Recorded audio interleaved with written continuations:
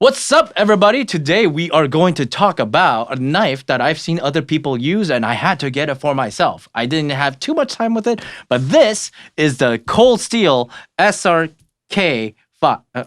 This is the Cold Steel SRK SK-5. Whew, I had a couple of takes for that one.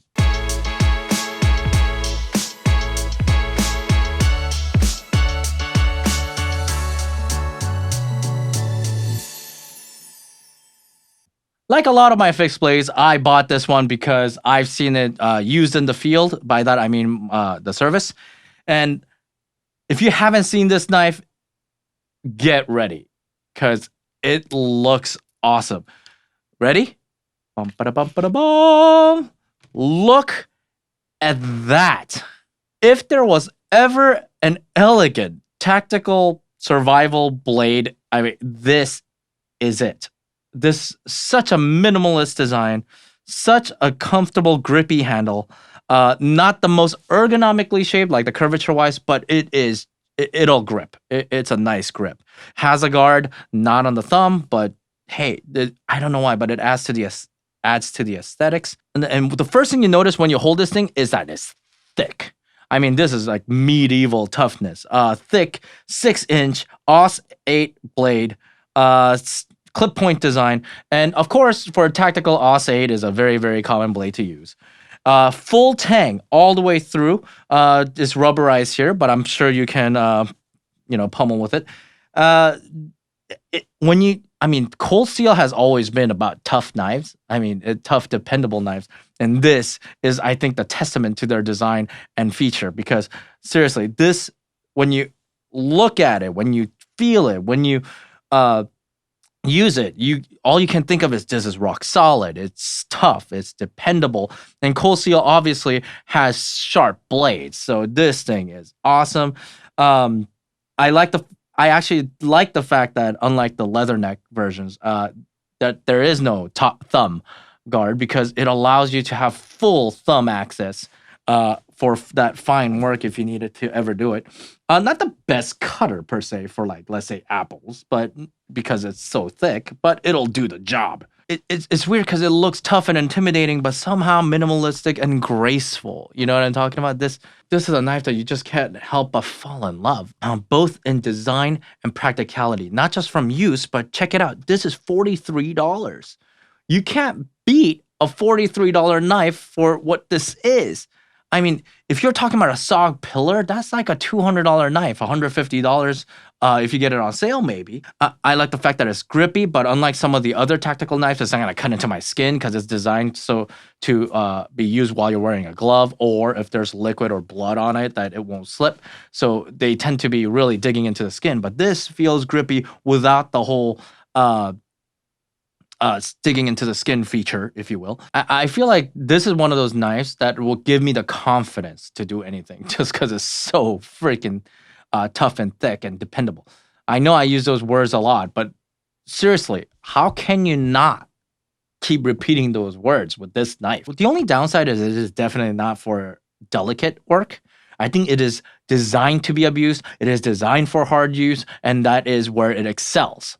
It's not just like you can do those things and get away with it. No. This is designed for that. It is specializing in those things. And therefore, what's weird is it doesn't do the delicate tasks very well.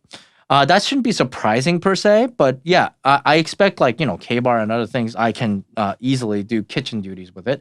It actually makes a pretty decent kitchen knife.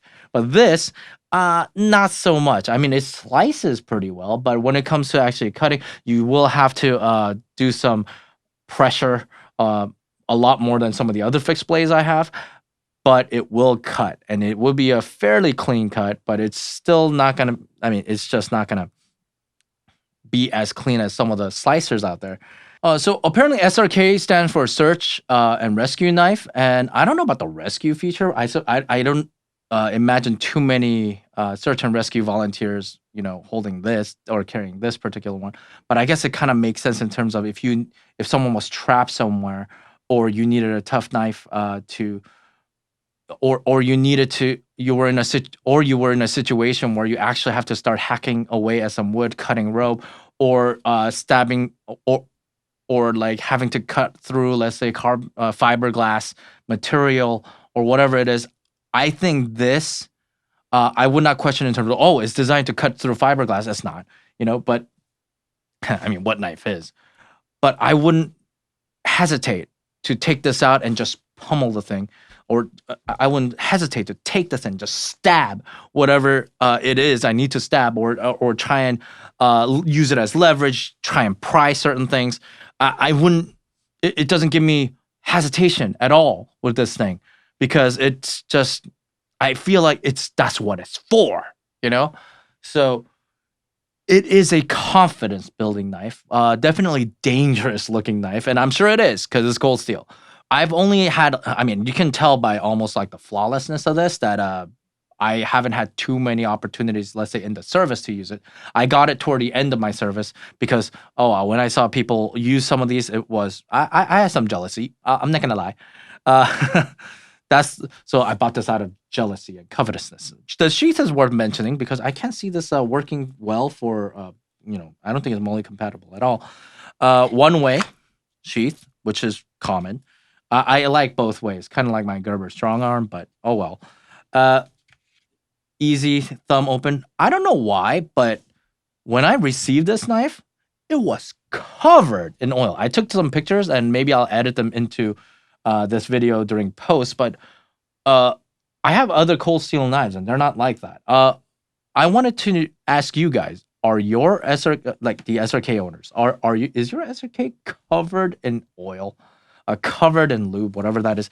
There's so much that even to this day, when I put it into the sheath and take it out, look, it is covered ever so slightly in different, slightly in the turning points.